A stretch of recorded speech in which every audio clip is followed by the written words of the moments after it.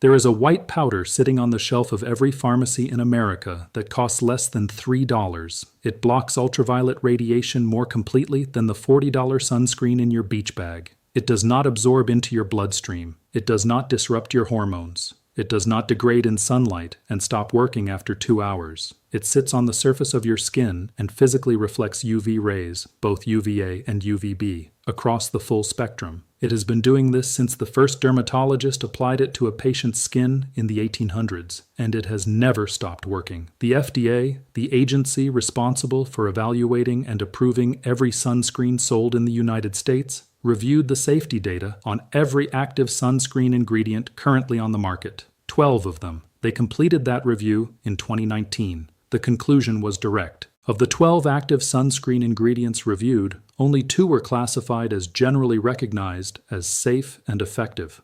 Only 2 passed. One of them was titanium dioxide. The other was zinc oxide.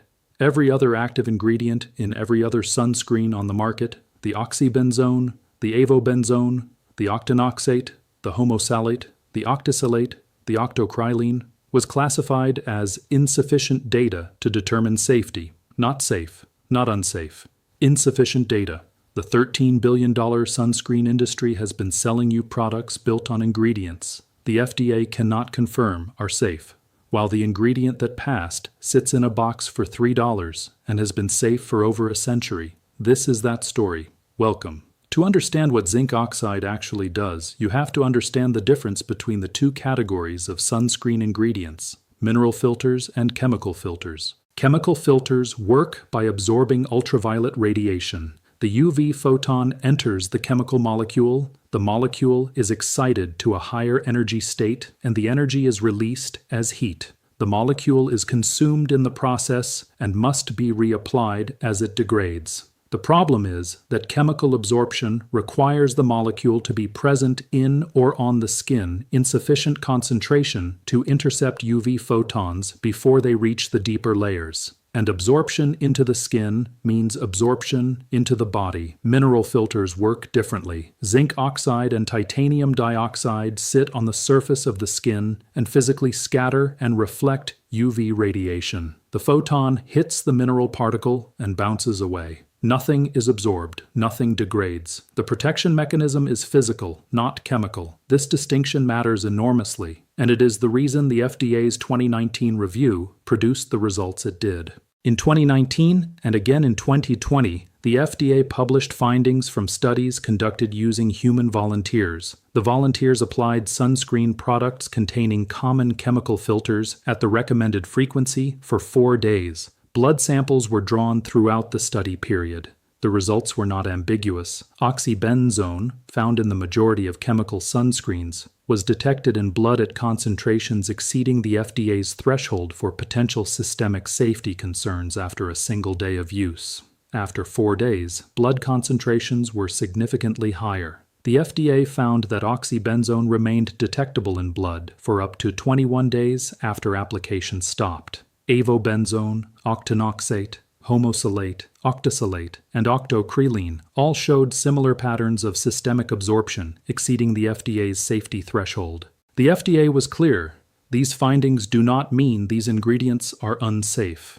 They mean that the data required to confirm their safety does not exist. The studies needed to evaluate whether sustained systemic exposure to these compounds causes harm have not been completed. In other words, millions of people have been applying these compounds to their skin for decades, and nobody formally established whether it was safe to do so. Meanwhile, zinc oxide, which does not absorb into the bloodstream because it sits on the surface of the skin and reflects rather than absorbs UV radiation, has decades of safety data and passed the FDA review without qualification. The history of zinc oxide in dermatology is older than the modern sunscreen industry by almost a century. Zinc oxide has been used in medicine since ancient times.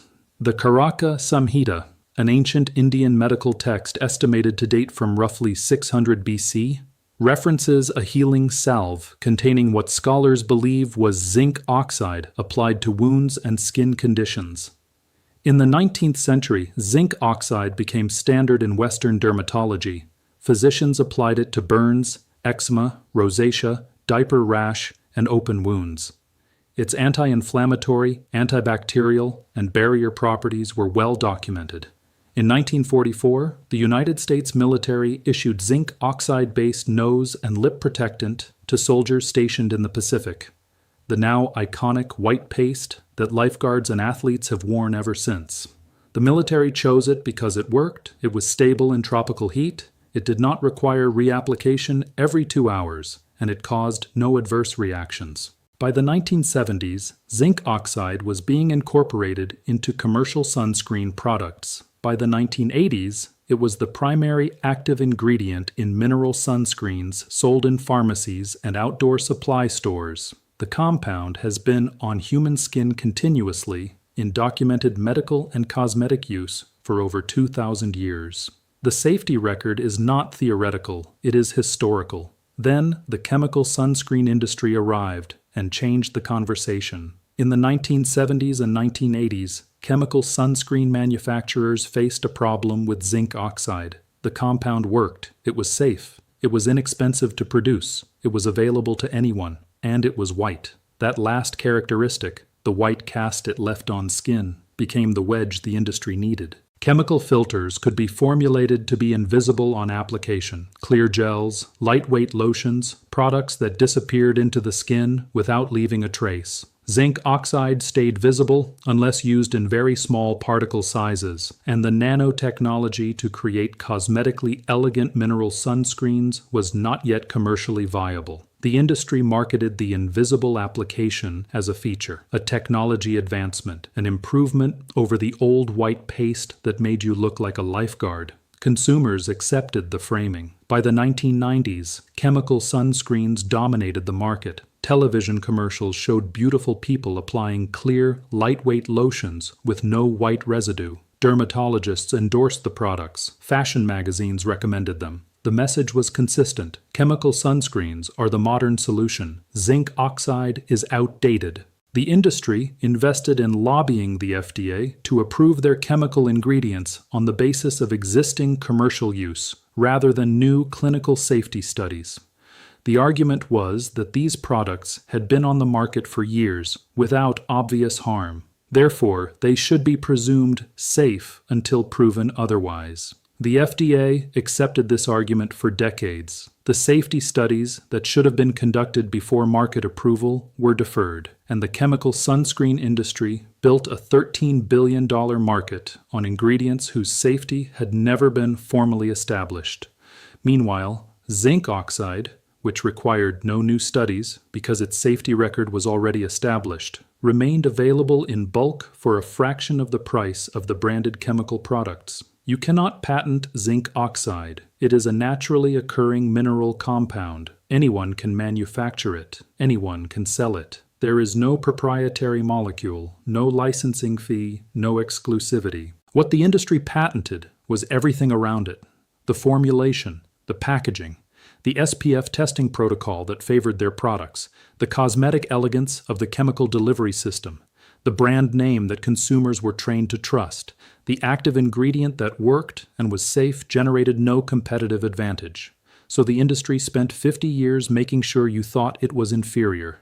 In 2021, the Environmental Working Group published its annual sunscreen guide, the most comprehensive consumer analysis of sunscreen safety and efficacy available. The guide reviewed over 1,000 products. The finding that received the least media coverage was the most significant. Oxybenzone, present in approximately 2/3 of the sunscreens tested, was found at concentrations the EWG flagged as a concern for hormone disruption.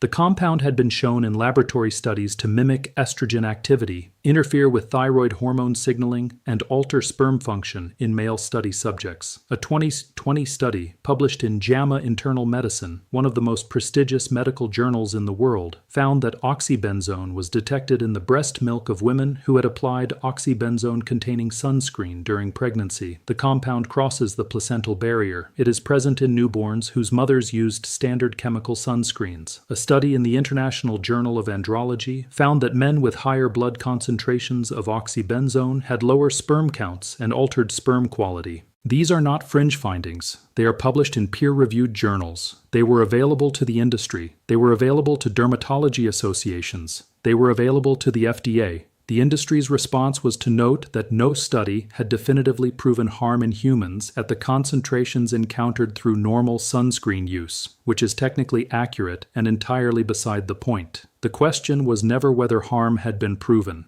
The question was whether safety had been established before these compounds were sold to billions of people. It had not. It has not. And zinc oxide, which does not absorb into the bloodstream, does not appear in breast milk, does not mimic estrogen, and does not alter hormonal signaling, has been sitting on the pharmacy shelf for $3 the entire time. Here is what the FDA data actually supports and what you can do with it. Zinc oxide at concentrations of 15 to 25% provides broad-spectrum UV protection, covering both UVA and UVB radiation that meets or exceeds the protection of most chemical sunscreens at equivalent SPF ratings. UVA radiation is the primary cause of photoaging and a major contributor to melanoma. Many chemical sunscreens protect primarily against UVB, the radiation responsible for sunburn, while providing incomplete UVA coverage. Zinc oxide covers the full spectrum. When choosing a zinc oxide product, look for non-nano zinc oxide at a concentration of at least 15%. Non-nano refers to particle sizes that are too large to penetrate the skin barrier. The concern about zinc oxide nanoparticles, particles small enough to potentially penetrate skin and enter cells, applies specifically to nanoformulations. Non-nano zinc oxide stays on the surface of the skin where it belongs. The white cast associated with zinc oxide has been substantially reduced in modern mineral formulations. Tinted mineral sunscreens blend the white cast with iron oxides to create a skin-toned appearance that disappears on application. These formulations are now widely available at accessible price points. Zinc oxide is photostable. It does not degrade in sunlight. A chemical sunscreen containing avobenzone begins losing efficacy within the first hour of sun exposure unless stabilized with additional compounds. Zinc oxide provides consistent protection throughout the wear period. For daily facial use, a zinc oxide product at SPF 30 with non-nanoparticles and no oxybenzone, octinoxate, or homosalate provides the protection the FDA has confirmed as safe and effective at a cost that ranges from $3 for raw powder to $15 for finished formulations. The limitation that must be stated clearly is this: reapplication still matters. Every 2 hours of direct sun exposure, or immediately after swimming or sweating heavily. This applies to mineral and chemical sunscreens equally. The protection mechanism of zinc oxide does not exempt it from the physics of physical removal, and for people with very light skin tones, sensitive skin, or a history of skin cancer, the recommendation to use sunscreen consistently is not in question. The question is, which sunscreen, and the FDA has answered that question as clearly as a regulatory body can. Consider what the numbers actually mean. The global sunscreen market generates $13 billion annually. The majority of those products are built on chemical filters that the FDA classified as lacking sufficient safety data in 2019. The same classification the agency issued was largely ignored by the industry, by dermatology associations, and by the media. The ingredient the FDA confirmed as safe, zinc oxide, is available in bulk for a fraction of the cost of any branded product, cannot be patented, has a safety record spanning 2,000 years, and provides broader UV protection than the majority of chemical alternatives.